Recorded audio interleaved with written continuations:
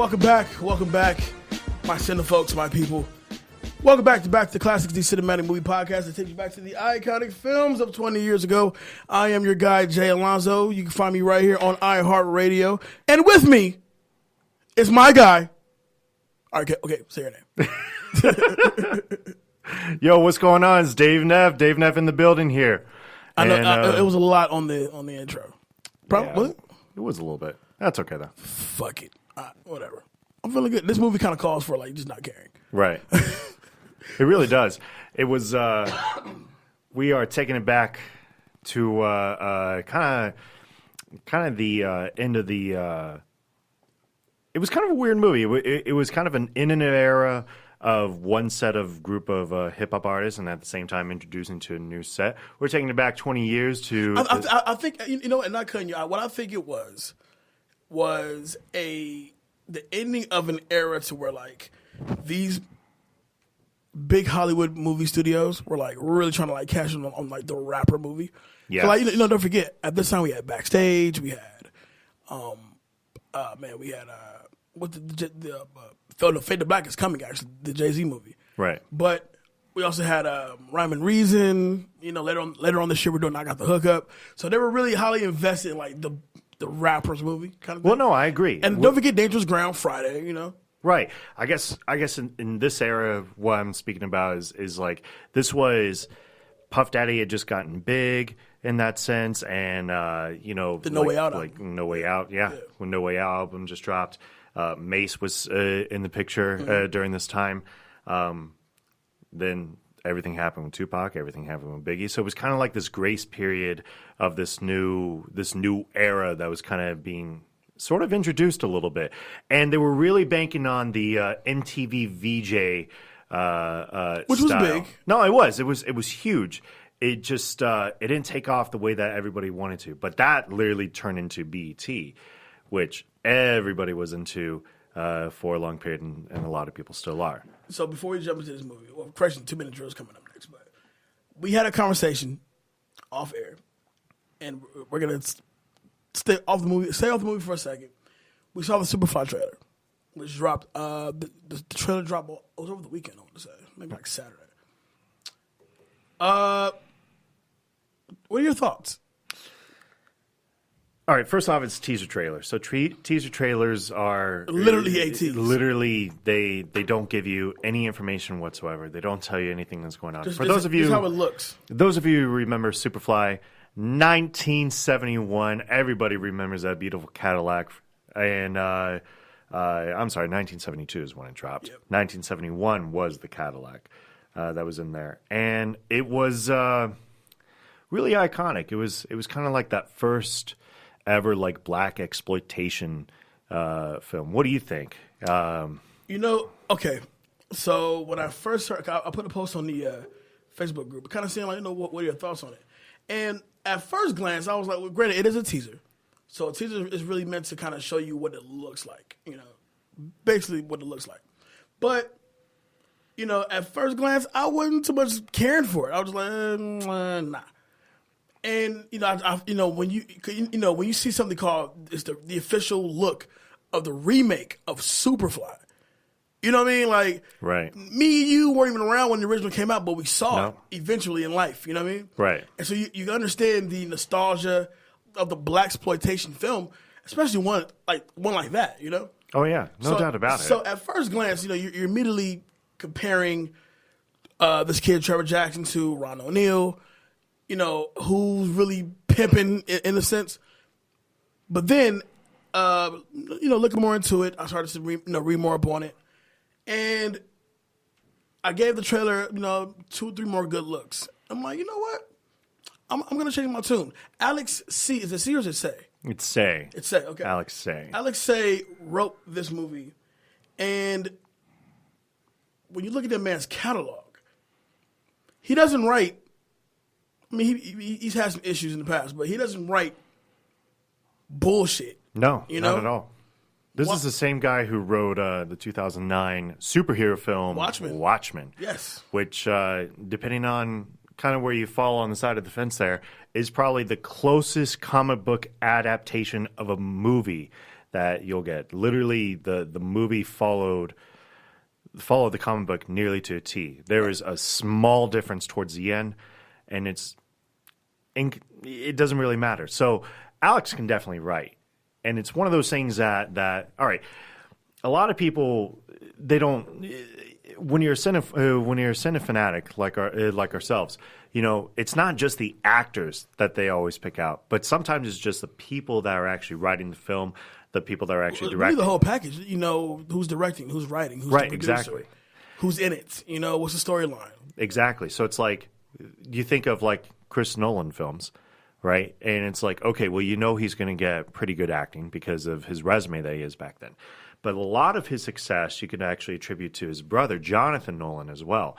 So that's where I think is really going to be successful for Superfly in itself. Director X being a really talented, kind of an unknown, but not really an unknown. He has a fantastic vision, and really another reason why I gave the trailer a second look is because of Director X, because he's unknown in the movie world, yes, but very much a legend in the music video world. Right. And, he's a student of Hype Williams, and, he definitely has that knack for atmosphere. Right. So watching some of his old videos and then rewatching the trailer, you know what?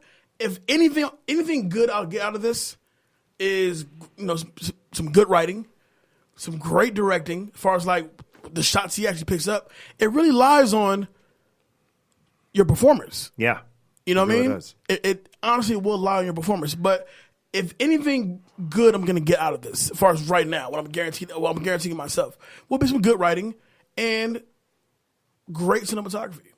Yeah, I think so. You know what I mean? It definitely, nowadays with, with Grown-ish, Black-ish, which obviously Trevor Jackson you can actually see on Grown-ish, and Empire, it's one of those things that when it comes to strong Black shows in this case, or strong Black productions that are being placed in, there's definitely a sense of feel with this new remake. I mean, the remake comes out relatively soon, right? I'm not sure. Keep talking. I'll fact check. So, and the idea of it is that it's actually the perfect time for this remake to be coming out, because this is a segue to a next part in which Black Panther is the highest grossing superhero movie of all time, and it broke $1 billion. Yes. I mean, that is just stunning. Yes. We've talked about the success of it previously in the past, but now with these kind of Superfly, this new Superfly comes out June 15th. June 15th. Soon. I mean, in a sense, it could be kind of piggybacking off that success if you think about it. I mean, let's be honest. Why wouldn't it? Exactly. I mean, I definitely would. It's one of those things where it's going to be exciting. It's going to be a really exciting time for Black culture and Black film.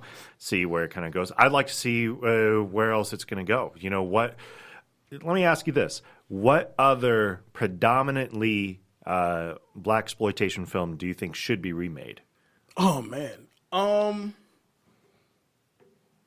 Uptown Saturday Night. That's a good Let's one. Do It Again. Basically, the three prior Cosby should be a universe of itself. Yeah. Obviously they play different characters in different movies, but Right. the fact that they have three back-to-back, I can't think what the third one is called, but Uptown Saturday Night, which I love, I watch often, and Let's Do It Again, those two. You know what I mean? And there's been talks for years of Will Smith and Denzel remaking that movie, but it's like, Right. at this point, I would like to see younger blood in there, but yeah, Uptown Saturday Night, Let's Do It Again. I would love a Foxy Brown remake. Right. I'd love a true Black Dynamite remake, because that was just fun. That was a lot. Black Dynamite with Michael Jai White? Yeah. Dude, Black Dynamite 2 is coming this year. Is it? Hell See, yeah. This is what happened. I can't wait for Black Dynamite 2. But as far as like movies of that era, oh man. Blackula. No, fuck that. Hell Up in Harlem can definitely get a remake. Bucktown, Sheba Baby. I'm Gonna Get You, Sucker. That was fun. But it was a parody, and we're now in it's a spoof movie of those movies. No, it is. It's a but spoof. we're in a time to when spoofs, they die. You think so? I believe so. And here's the reason why. Two names. Leslie Nielsen? No. Jason and Aaron, whatever the fuck their last names are. But they were the two co-writers on the Scary Movie franchise with the Wayans brothers. Right. Once the Wayans brothers left, they kept it going. Then we got bullshit like Epic Movie and Disaster Movie, and it kept going. Right. Single-handedly like destroying the spoof genre, right. which at one point was very prominent. It was. I mean, very prominent. I mean, there was definitely a market for it. A lot of people like, man, I remember when Scary Movie came out. And, yeah, Scary Movie 1 and 2. And when Scary Movie 1 came out, you know, I was a kid. And, you know, where I lived at the time, we had one movie theater.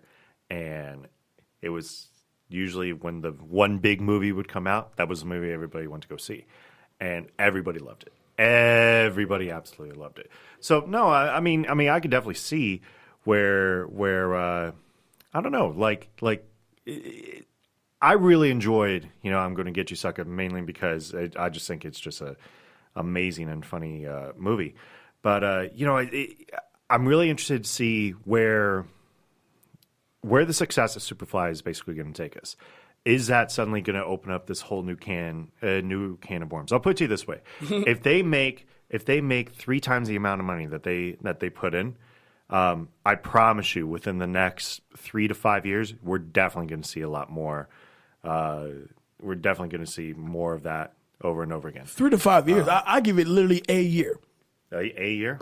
Once you, if, and I always want to see a movie like, you know, make us money, and, you know, because people work hard on these movies. Right. But if Superfly does numbers, before the end of this year, we're getting at least 3 more announcements as far as remakes of classic black exploitation, and it wouldn't shock me if it came from Sony.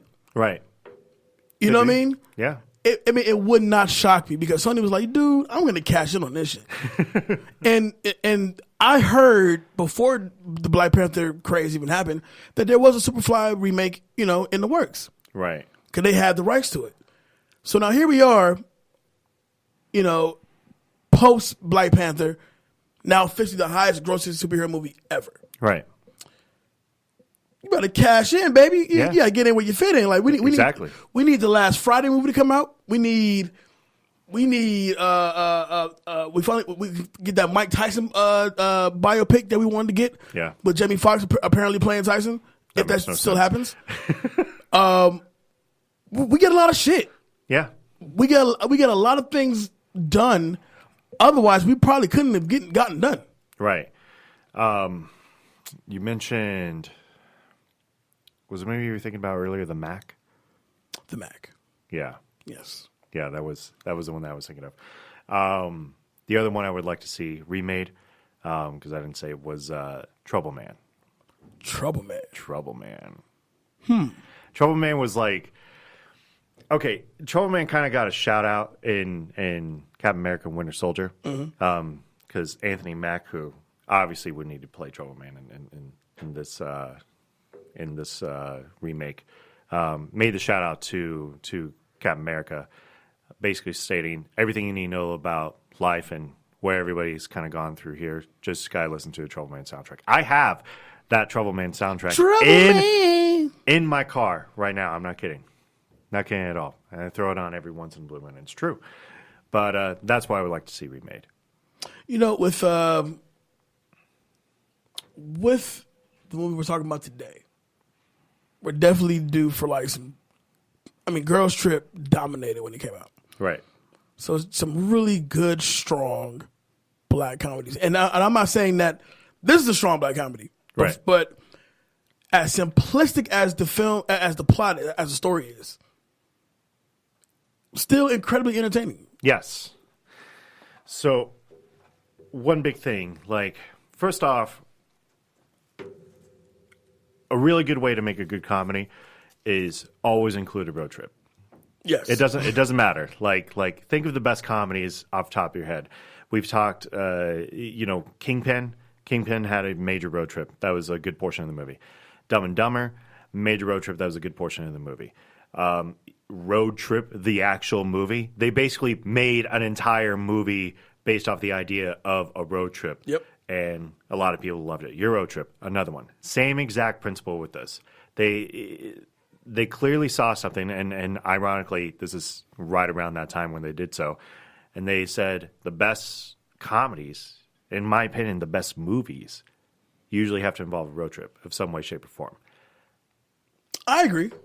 I definitely agree. And this one in particular, it's okay. So let's do 2-minute drill. Movie? We haven't yet. We have to do 2-minute drill. We're like 16 minutes in, so let's do 2-minute drill, and we'll kick it back to this movie that's getting us really talking about the idea of a strong road trip movie. Mm-hmm.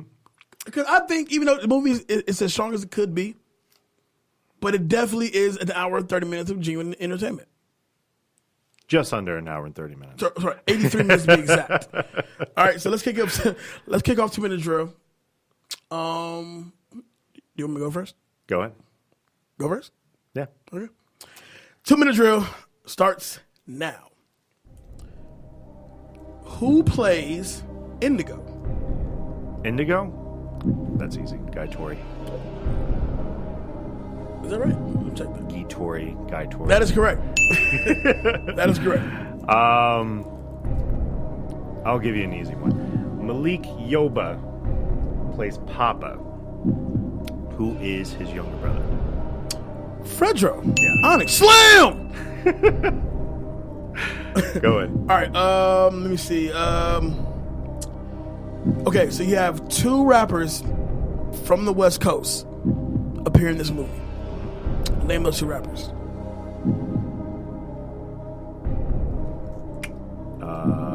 3, 2. Redman?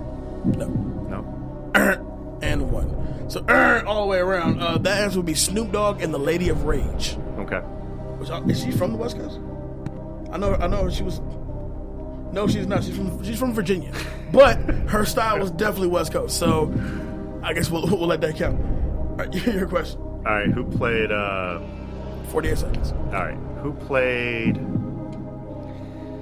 the main lady, the person that's throwing down all this money? Oh, Downtown Julie Brown. Downtown Julie Brown. MTV VJ for life. Yep. Okay, here we go. So, oh my God, I tried to get a question. I just lost it. Bear with me, folks. Okay, here we go.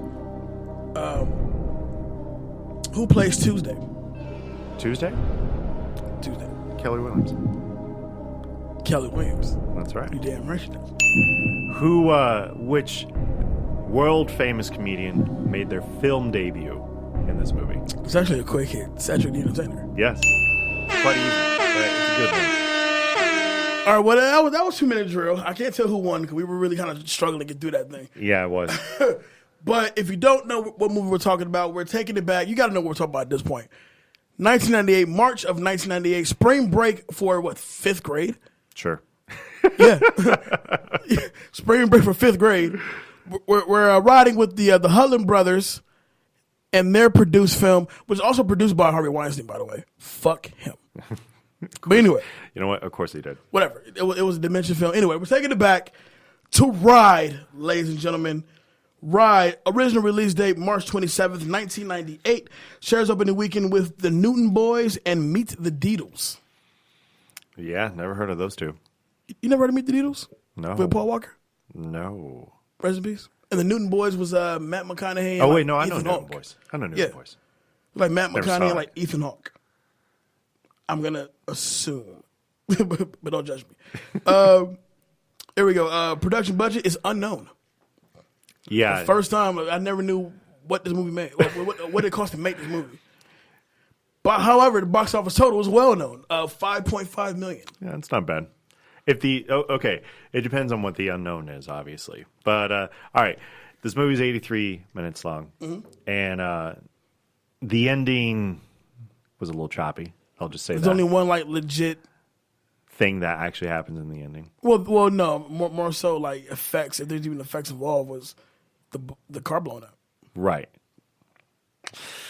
I'd probably have to say that they probably broke even. And the Rotten Tomatoes score is also unknown as well. So Really? yeah. Yeah, I think I agree with that. Well, wait a minute. Well, hang on. So now This is where we say, you know what? This is now a challenge for you, Cinefolks. This is where it's. Here's now the debate of shit. Now, okay, so what would you give it as far as Rotten Tomatoes? If you were Rotten Tomatoes, what would you give it? Oh man, I'm gonna say 45%. 45%. Yeah. What would you give it? I would give it 62. Okay. Yeah. Okay. 62. 62? Sounds fair. See, now this is a challenge for all you Cinefolks, since apparently there is no Rotten Tomato score for this. Please go watch the movie. The challenge is, have you seen this fucking movie? Right. And then you decide. You let us know. You talk back to us, and you inform us what y'all think of the movie. Because I think we're going to have a little bit of different opinions about this movie. But this is me coming from the cinematic side, not the comedy side. Go ahead. Because you're a white guy. That's what it is. Whoa. You're a white dude. No. I'm not saying that. I'm uncultured. I fucking love this. Fucking love this dude. You're not even white. You're like Spanish, aren't you? Yeah. Yeah, so that doesn't count. You're still one of us. Anyway, so this movie, as simplistic as it is, I actually found to be rather entertaining. Pretty simple plot. You have Melissa DeSouza, which I can't even tell you the last thing she's been in, but Nope. she plays Lita. She's the NYU graduate that wanted to work with this big name video director to be her intern, and and in downtown Julie Brown happens to be that intern or be that big name. Right. So the whole plot is basically, Freddie B, played by Luke, is going to be shooting a video in Miami, and right. he wanted some kids from the block to pretty much drive out and be in the video. Right. Now within these kids, you have Brother X, played by Sticky Fingers, Right. who's a womanizing piece of shit rapper. Yeah. But and some of the stuff he did, I was just like, oh my God. The stuff he does blatantly, it's like, wait a minute. Like, he's not even hiding it. It's like I get it. Most people are like, I'm on my business, but dude, even as a man like that, that's fucking disrespectful. Right? Bro. No, exactly. Like what is this? Like, how were you not kicked off the bus? Like the minute you started doing this. Yes. So you have Brother X, the rapper. You have I can't think of the name of their duo, but it was Kelly Williams and Julia Garrison. Right. They're like a duo, if you will. Right. And Kelly Williams plays Brother X's girlfriend. Yeah. Right. The official girlfriend. Her name. Yes. That is a very key part. The to official this. girlfriend. The official girlfriend. Her However, name is Tuesday. Dallas De Leon, also MTV legend, plays the side piece, or the hopeful side piece, right, as well, who's also going down to Miami to be a side piece, if you will. Right. Yeah. So because she's got a demo that's going to be produced. Yeah. Right. So, Guy Tori, and I can't think of the guy's name for the life of me, but Casper Indigo. They're like Look at you. You Dude, I've seen this movie. I've seen this movie a number of times. To be fair, this was my first time watching this movie. I kind of figured it was. That's why I was so looking forward to, like, what is he going to say about this movie? It's like I don't see you, even, first of all, even coming across your attention, let alone you sitting down and watching it. That's a fair assumption. And listen, and another fair assumption is, I know black people who this movie won't come across their attention and they've actually seen it. You know what I'm saying? Or if you have seen it, you don't fucking remember this movie. Right. This movie was so quiet. Mind you, this weekend we had Newton Boys and Meet the Beatles. Right. So nothing was going on. That's our options. I would do Meet the Beatles, but I've seen it one time, and I think I was 10 when I saw it. So, right. Never seen Newton Boys. Didn't care to see it. Right. Still don't care to see it. So we got Ride. So Ride, when I first saw it, I was really into it because I was a genuine fan of pretty much everybody, on the bus. Right. John Witherspoon, Pops. Of course. We're talking about even Malik Yoba, fucking New York Undercover. Of course. I grew up watching that show. And Cool Runnings for you. Cool Runnings. For the old white Brenna. folk who decided to listen to this. Oh, yeah, I know that one Disney. Cool the Runnings. Disney movie with John Candy? Yeah, Nice. that one. I've seen Cool Runnings. What's New York Undercover again? Oh, okay. Like, you had Fox. You watched Fox. Okay? It came on at the Living Single just before Martin. Come on now. But this movie, like I said, as simple as it is, I did find it genuinely entertaining. It's not without its flaws, that I can tell you. But it's one of those movies that definitely represents the time, especially of hip hop. Right. You know? And then, I mean, and still showing love to the like Ed Lover and Dr. Dre's in this movie. Yeah. You know? Yeah. I also find it incredibly unique that as they're driving through, you know, the plot is they're driving from New York to Miami. So as they're driving through the various cities, those popular DJs, radio stations in that city is shouting them out as they're going. Right. Which would have made for a great 2-minute drill question, like far as like what cities did they cover? But then again, I don't remember. I know they went to Charleston, South Carolina, and they went to Atlanta. And they hit Maryland somewhere. And Maryland somewhere. After that, I'm forgetful. Right. But you know, like I said, it's not without its flaws. The comedy could have been better, but as far as like the people you depended on to get comedy from, you got comedy from Guy Torrey, Witherspoon, Cedric, you know, and even in a weird way, Fredro gave some good comedy bits. You know what? On Fredro, real quick. You know what I really appreciated? He looked like he was having a really, really good time with this movie. He looked like he's having a fucking blast. He looked like he was like, man, can this the just only be movie he's my been job? in. That he looks like he's having a good time because he was in Save the Last Dance, right? And playing Fredro, right? And he's playing Fredro, and he's angry like this entire time, and he's just not. Come on, man. There's a scene in Save the Last Dance where he's basically beating up on a girl, and then he threatens Julia Stiles. You know, so it's just like you can tell he's just not having fun there. But with this, I've never seen him smile so much in a movie ever. He's got a great smile. He's having a great time in this movie. He's literally playing the little brother of Malik Yoba, which is, I don't really see the resemblance, but hey, man, for movie sake, stepbrother. Okay, cool. No, they're actually blood brothers. But they should play stepbrother. But yeah, you're right. but yeah, you know, this movie. Well, first of all, let me get your take on it because you said this was your first time seeing it. Right. Tell me about it. Okay, so it can definitely be one of. All right, I'll give it this. There's a lot of strong moments in this movie, and there's also a lot of dumb moments in this movie, and that's why it's one of those that it kind of conflicts me because most movies have this hard time. We've been covering for the last few weeks movies with women, and there's usually only like one woman in the movie. And you know we have to pick. Who's that girl? You know, and then of course we're going to say the one woman that's in the movie, and it kind of looks bad. It looks bad for movies during that time. This was really the first time that I had seen during this era of these movies where a character who was weak ended incredibly strong. Right. That was totally, completely female, and it had to go against the male agenda, which was huge for me.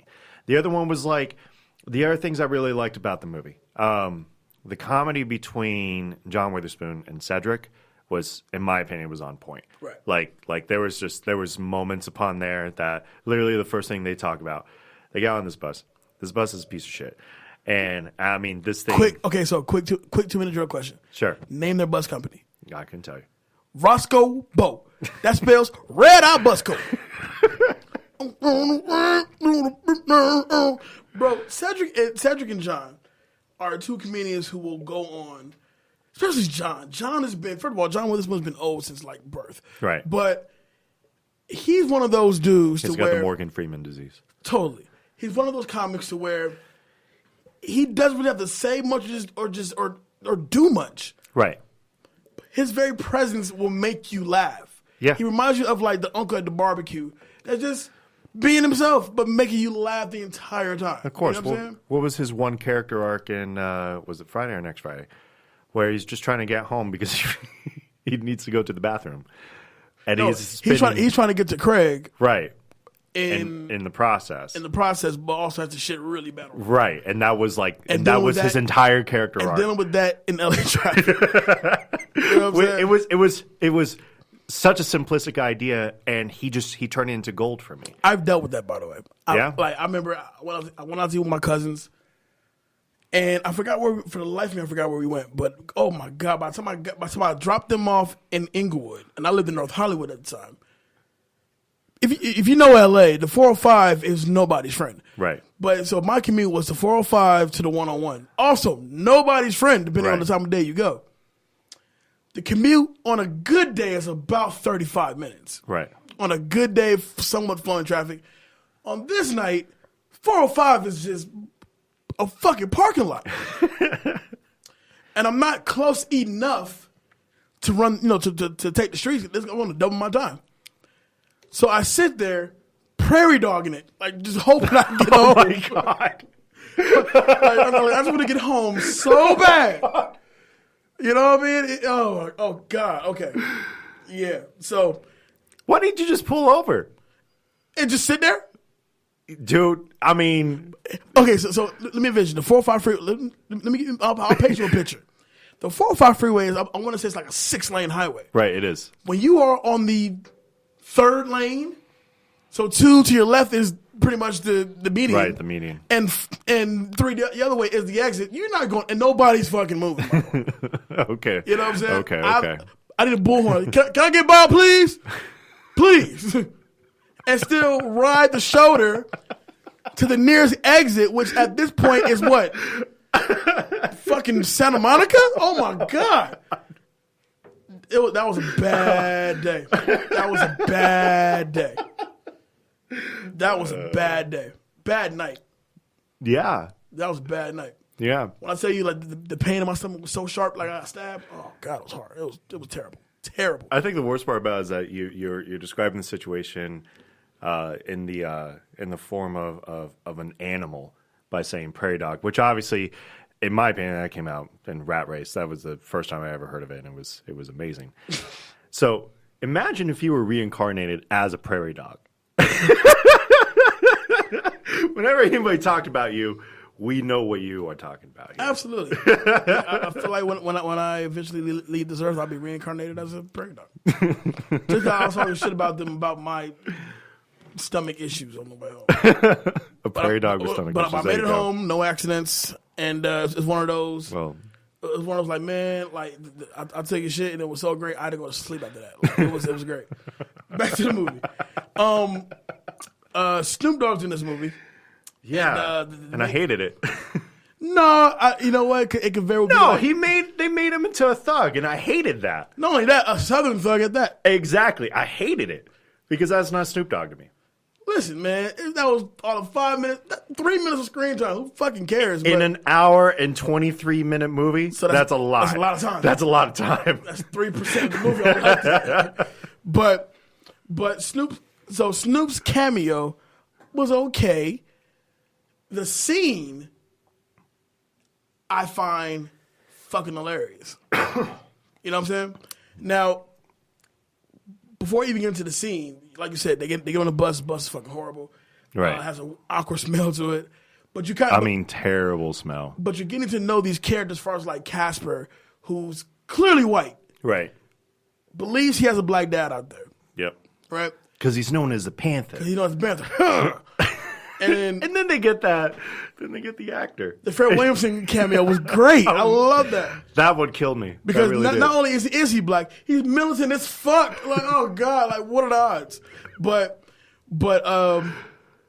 you know, Casper, he wants to find his dad. Right. His mom, who's clearly they all know her to be white, and they make fun of him because he's white, trying to be black. Right. So you have that issue. You have Brother X, who's basically on the same bus as his official girl, and the girl he's trying to side piece up on the same bus. Oh yeah, God, that was okay. Let me tell you how much of a terrible character arc this Brother X is. At one point in the movie, not only does he have this girl he's trying to hook up with in his arms with hand on ass, but they're literally sleeping on the bus like together, and this is like out in the open. This is out in the open once again. This isn't like something that's hidden in the background. Nobody's seen it. Nah. They have 2 seats on the bus. This is a case of I'm minding my business on this one. I have nothing to do with this at all. But yeah, brother. Yes, you have Brother X, and you have other people on the bus who I guess they're just background at this point, but it's core characters as far as like Kelly and Julia's character, Idalis' character, Lita's character, Papa, who is played by Malik Yoba, is the he's the youth organizer and all that. He wants to open up his own like youth center and whatnot, which is cool. And you need that, you need that strong, serious character, to be the love interest for the somewhat goofy other serious character. The woman, the lady, the chick of it all, and then you have all these other characters who are basically trying to get to Miami to be in a video, right? And hopefully get signed by Freddie B, who hasn't signed to nobody, right? Exactly, and that's literally the plot of the entire movie. We literally just told you 100. That's the whole movie. That's an hour and 20 minutes. Now going back to this scene now. Go ahead. Okay, so this scene with Snoop, which can very well be my iconic scene. I remember seeing it as a kid. And just the way the scene plays out, I just thought was just so funny. Like you said, Snoop plays a thug, whoop-de-fucking dude. I'm more upset he's a Southern thug. And not only that, he shows West Coast. He's acting like West Coast. Yeah. And when we get to this part where Lady of Rage and D'Artagnan Edmonds catch up with them to track down Geronimo, Federal Star's character. Right. Because he took the money from them earlier in the day when they robbed the liquor store. Those two, man, there's a lot to unpack with those two. Because, all right, their character arc, real quick, and we're going to get back to the scene. Their character arc was this. Basically, they were thugs. And all they wanted to do was rob stores and get as much money as possible. That's pretty much it. That's their entire character arc. But Geronimo, who gets picked up by them and was supposed to be this getaway driver, is he kind of gets like he gets smart and he decides to drive away with the money. Mm-hmm. When I tell you that these guys now they got away with a good amount of money, I'm going to say somewhere in the ballpark range of $700 to $1,000. I'm not entirely sure. Yeah, about seven to $1,000, right? Maybe 15. But this is a lot of money back in that time. So it's fine. But when I tell you that these guys decided to pursue them from New York to Miami to get this money back and to get Geronimo, let me be fair, to get Geronimo as well. It's like the entire arc is almost like my That Fool award. Like it's like, why can't you just like rob another spot? Yeah, especially because why that bag was so important? Right. That bag, not only was that bag so important, but the entire time they're of course committing crimes all along the way. They steal a semi truck. They steal another car and blow it up in the process. They stole the just married couple's van. Right. Jesus Christ. Just this entire character arc is just absolutely ridiculous. But it's amazing because you just can't stop watching it. Even Lady of Rage's character, like, can we confirm is she transsexual? Yes, we can. We can confirm that. Yes, and there's a reason why. All right. One small part to this movie that was kind of like a throwaway joke, but then it kind of turned into something at the end was, you come to find out that Lady of Rage, who was a B-list 1990s hip-hop kind of legend for a female, is secretly a dude. And not only a dude, but when D'Artagnan and Lady of Rage finally get captured and finally get put in prison after this Snoop scene, we found out that she's been bending him over. Yeah. Quite often. Very often. And it's funny how you rewatch things now. And you saw them when you were a kid. It's like, I never understood that either. Like, I remember when I was a kid and she walks into the bathroom with D'Artagnan Edmonds and Pence is standing up. And the camera cuts to the janitor like, the fuck? You know what I'm saying? And so even me as a kid, I'm like, that ain't right. Mind you, we know nothing about transsexual. We don't, the female coach, none of that. We know nothing about this. No, of course, we're 10 years old. We're 10 years old. What would we know about so this? We're looking like, what the, That's weird. And so when she acknowledges, well, you never seen a woman piss standing up before? Like, no, we haven't. No. What is this? Please explain, but really don't explain. I don't want, I don't explain that to me. But anyway, but they come in to this party because the bus breaks down because the bus is just falling apart. Yeah. And they go to this party. Geronimo's been missing because he got left at the last stop. Yeah, he does that a lot in this movie. And so by the time they catch up with him, Geronimo sees Papa and Lita dancing. Obviously, the love interest is building. Right. And he comes in completely ignoring the fact that his brother, like, where the fuck have you been? Right. You gonna step out on me with my own brother? She wasn't interested in you. You know?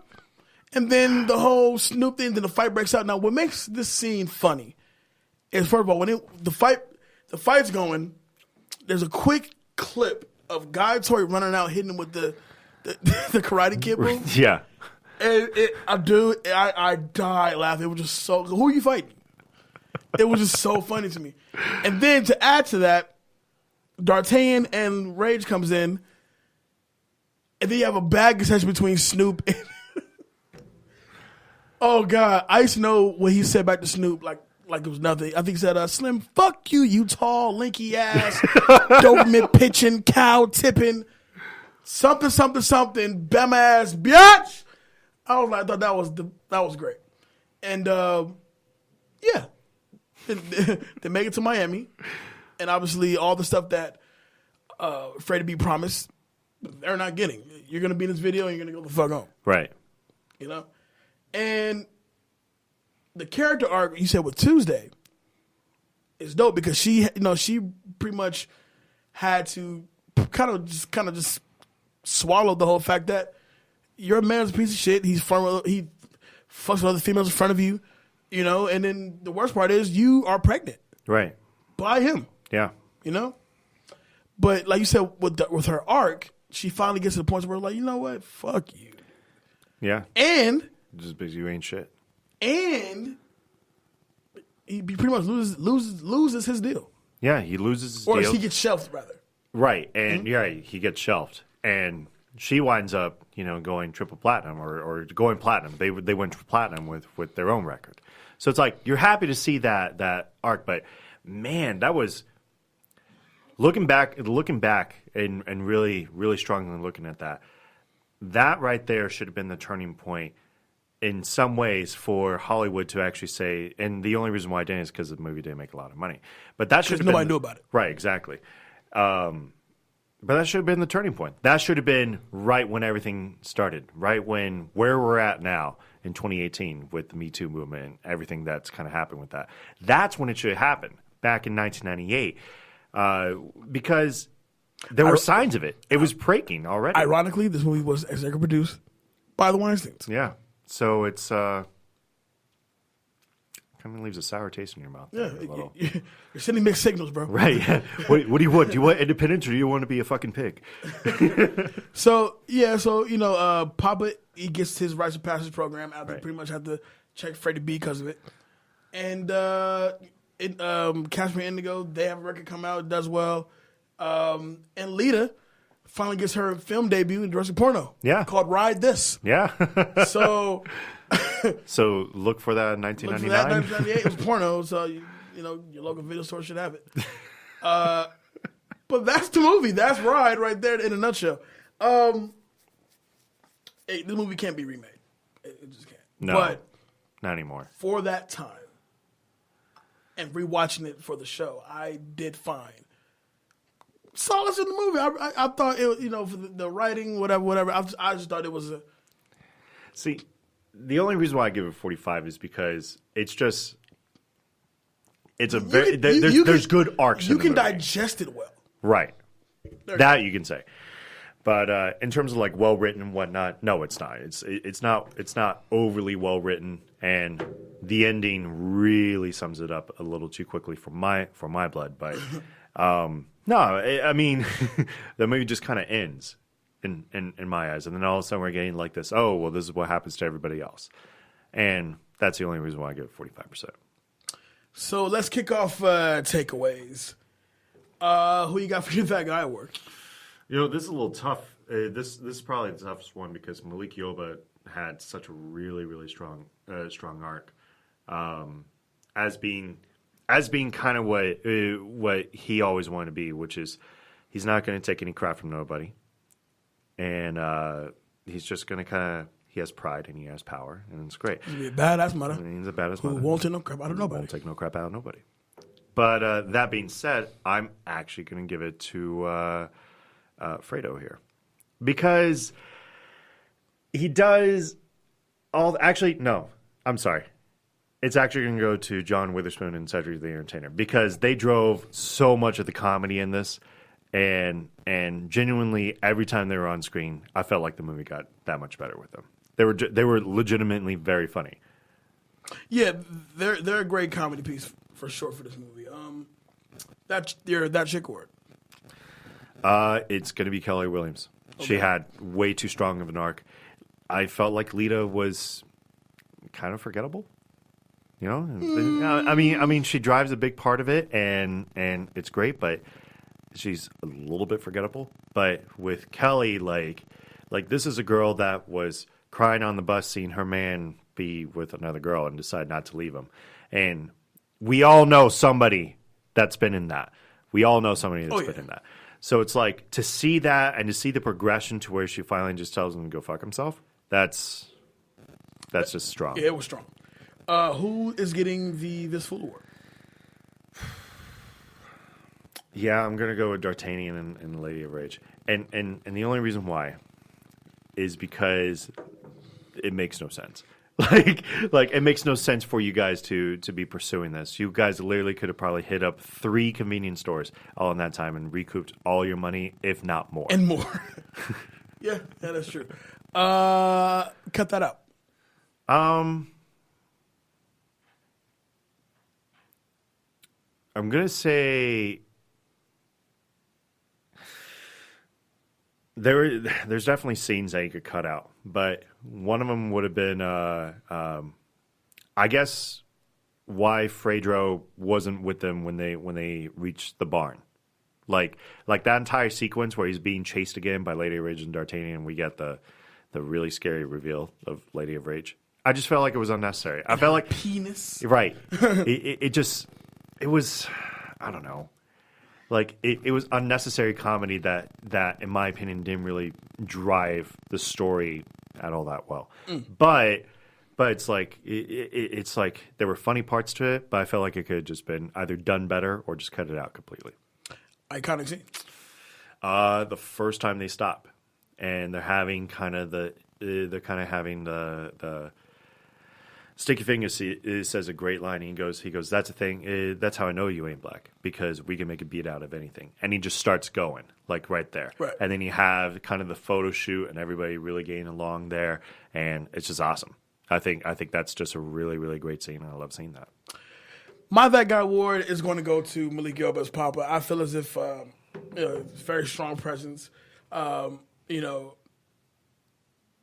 I feel like if his career could have went a different direction, had he just kind of went a different route. I don't know, but he definitely had a leading man presence, and really, the one to really keep the kids in line. Right. Well, he is. He is. Yeah, the reason definitely. He keeps them in line. When you get to why he's doing what he's doing, to furthermore help more kids, like you respect that. Yeah. No, it's amazing. Yeah, absolutely, and yeah, definitely Malik Yoba. That chick award is going to go to Kelly Williams this Tuesday. Like you said, she's the only one who has the actual arc. Right. But, presenting that strong female presence, the one who's been through the bullshit and kind of, I'm tired of the bullshit, to reach that peak and say, you know what, I'm done. I respect that. I salute that. And for something around that time, that was really being done. Right. So for that, she is by that chick award. This Fool Award, I can't help but be torn on it, because a part of me wants to give it to Brother X, Sticky. Other part of me wants to give it to Casper and Indigo, because they often crack on each other, right? Some of the jokes kind of almost got serious. Right. So like they almost getting the blows. But you're also a group, right? A duo. So it's like... Honestly, that's like, what's that group? The Black Keys. They don't get along. They don't get along at all. So it's like, how do you expect to make a musical dynasty, a legacy, if you will, if y'all can't even fucking get along? Again, I bring up the Black Keys. Black Keys, right. So I'll step between the two, but I'm going to go ahead and give it to Brother X, only because It was a fool thing to do. It was a fool thing to do, but not only that, you're that ballsy enough to do it in front of everybody. I know. It's... You know what I'm saying? Granted, the other men on the bus, if you will, didn't speak up on it, but they told her, listen, if you stay with him, so they fools too. You deserve the shit that he gives you. Right. True enough story. And, you kind of do learn to, kind of just mind your business, but bullshit when you see it. Right. You know what I mean? Right. Cut that out. I'm going to cut out what you said as far as like the whole Geronimo getting to the barn. But even though I like that, I like the scene, I would cut out when Geronimo gets to this weird woods thing, gets caught in a trap, and the farmer catches him. There you go. That's perfect. And I'm cutting that out because there's no point. There's no point, number one. Number two, totally unrealistic. Right. They are somewhere in the South. Right. You get caught in a man's trap, which I don't think he might use it to catch animals or whatever. I don't put it past him. He wouldn't mind catching them. Blocker too. I'm just saying that. So if this was real life and you got caught in that situation, you're not making no damn bus. They're gonna kill you. Exactly. Torture you, do something weird to you. Who knows? It's gonna be weird. So I hate that. I never understood that scene. Iconic scene. I'm going back to the fight at the bar. That was the really good fight. 'Cause that's when we get the arc of D'Artagnan and Rage. You don't see him anymore. No. After that, they head on to Miami. They went to right. Yeah, so that's for me. I mean, yeah, you definitely hit it on certain points. Can't really argue with that. All right, quick hits. We'll wrap this thing up. This was a short show. Yeah, we're sorry. We'll give you more. We'll give you more next week. Promise. There's only 3 quick hits here, so I guess we can just make it really quick. Chris Rock was offered a role in this film and turned it down. He was already starting on Dogma. That's kind of what happens when your budget to film is $5 million. Yeah, no, I'm going to go down this route. We're good. We're good. This is the film debut of Cedric the Entertainer. Which, he's had a great career. Absolutely. He's a lot of fun. And, of course, the film debut of publicist Anthony Embry. Did not know. Who's that? I'm not sure. Who he is. I'm not sure at all. Good for him. Well, yeah, this was good. If you haven't seen Ride, check out Ride. I'm sure you find something in it that resonates with you. If not, watch something else. Fuck it. Right. Dave, let the people know where they can find you. You can always find me on Instagram, David Neff Transforms, and also at BTTC Podcasts here on Instagram. I talk, you talk back. We'll get together, whatever. You let me know what's going on. As always, drafttech.com, where the grueling and undeniable drive and march to death kind of continues on here to finish up all these mock drafts. It's so ridiculous. April 26th through 28th is the NFL draft, and hopefully that will be the last that I write on that. Upcoming soon, I will actually be writing for Beat Network. Going to post a couple articles. We may do some movie reviews of with the new movies coming out this year. What are you excited about with movies this year? You ready for Ready Player One? With the reviews I'm getting from Ready Player One, I'm really looking forward to catching it. Actually, yeah. The reviews have been really dope. But of course, the book was so good. Of course, we're not. We're merely weeks away now from Infinity War, so I'm really focused on that. Exactly, and it's going to be huge. But once again, you can always catch me. Instagram, right on Beat Network. I will absolutely make sure to write back, and drafttouch.com, all that. Jay, where can I find you, buddy? You can find me on all these social medias, simply at I am Jay Alonzo. Instagram, Snapchat, Facebook, Twitter. You talk to me, I talk back. Like we said, the Facebook group, Movie Talk. Back to the Classics, a Movie Talk group is up and popping. Go ahead, jump on that and jump in, join the conversation. Jump in on that Superfly conversation as well, because I was really curious about how people felt about it. It's going to be interesting. And so far, we have some pretty good responses so far to what I popped up there. So I appreciate you guys for always tuning in and sharing your insights. With that being said, this is Back to the Classics. We will see y'all next week right here on iHeartRadio. Peace.